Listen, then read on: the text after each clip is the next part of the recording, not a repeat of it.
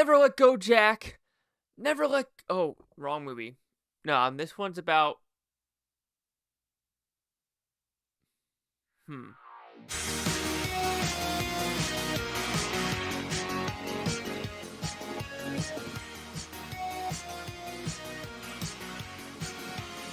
Chase Lee Hockey here with the Blue Futon reviewing Never Let Go. What's about? Pretty simple premise. We have Halle Berry and her two sons in the woods, and they cannot leave the house. But if they leave the house, they must leave it and be tied with the rope that's connected to the house because this house has some weird poetry slash spells that are in the walls. But the weird thing is, only Halle Berry can see the monsters. The kids are like, "Where are the monsters?" And the mom's like, "They're over there." But randomly, is the mom crazy? Is Halle Berry crazy? Or is she telling the truth? Let's find out. So, did I like this film? Okay, on my drive home, I'm driving, and I'm going to say no. My final answer with this movie is no, I am not a fan of this film. Sure, you could say the atmosphere of being in the woods is really gorgeous, of being in this Appalachian-esque style of setting. Halle Berry, fantastic job. The two kids, fantastic job. They are the anchors of this movie, and they bring this movie to justice if you want to talk about believability, because that's the positive and negative is with this movie, the first and second act. I'm like, ooh, who's telling the truth? Who's lying? What's going on here? What's going on there? And there's nice little twists and turns to talk about spiders, talking about snakes, talking about these interesting insects. And you're just thinking, okay, interesting metaphors with eating frogs, squirrels. I'll say one thing. The movie takes a turn for the worst when it comes to a dog. And I would think Halle Berry would know better after John Wick Chapter 3, but that's a different universe. Alright, fair enough. So like I said, setting good. The direction's pretty good. This is a soft R though. There's like maybe one F word and some gore here and there. But the overall look, technical craft of this movie is pretty good. There's one really solid sound design option as well, or option, that thing that happens is I'm watching a trailer, right? Our movie, right? And there's this random, like, voice from the right speaker, right? I'm trying to, like, visualize what happened. I honestly looked thinking someone was talking in the movie. I was like, what the hell was that? And it was just a nice little, like, panoramic sound design, and it really worked. I was like, holy crap, that's some solid decision making there. All right, though, I think what falters is the third act, concluding this film and not knowing what it wanted. I feel like the writers, because there's two writers, right? And they're like, oh, this would be a good way to end it. But what if we do this? But what if we add this? Wait, and let's add, and they just had so many laundry lists of things of what they wanted to do at the end, where I was just like, whoa, time out. Whoa.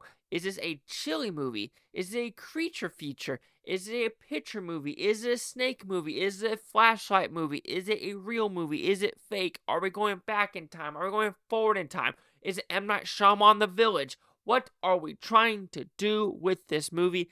I think that's what falters the most, because like I said, there's an act after the dog happens, it's a completely different film, to a point where you're just like, so you're telling me for 7-10 years no one has stumbled upon this house, not even the creatures, not even real humans. Also, how do you get off the grid like that and no one notice? Okay. And then there's this little, like, snippets in the movie about, you poisoned me, and you're just like, okay, that's when that happened, I was like, okay, I think I know where this story is going.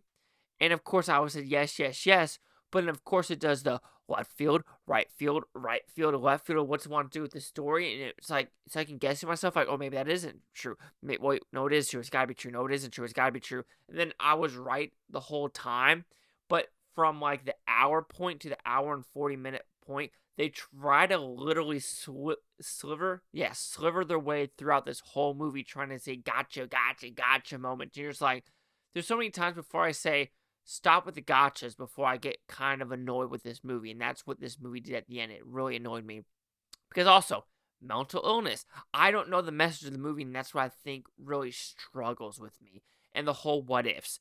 Because something happens with escaping, and then a picture, and then a floorboards, or a cellar in the basement, and then an ER, and then a town, and then a flashlight, and then this girl, and you're just thinking, like, at a point, what am I supposed to believe? Because I don't know what the writers are supposed to believe, because that's my frustration, is I don't know what the point of the movie was at the end. I don't know.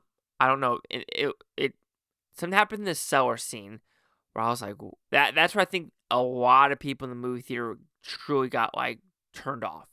The cellar scene, a lot of people just kind of like threw their hands in the air and said, I'm fucking done. I'm fucking done.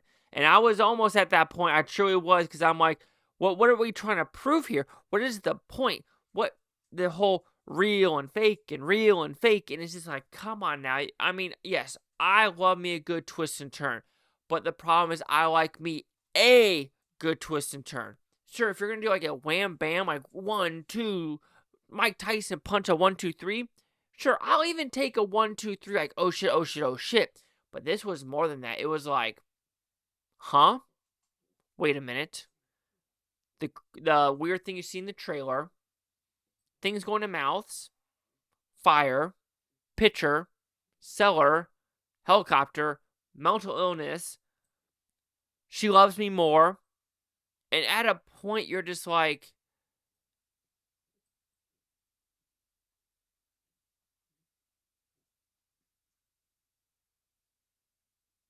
so overall, Never Let Go, I don't recommend it. It's weird, it tries, but it fails.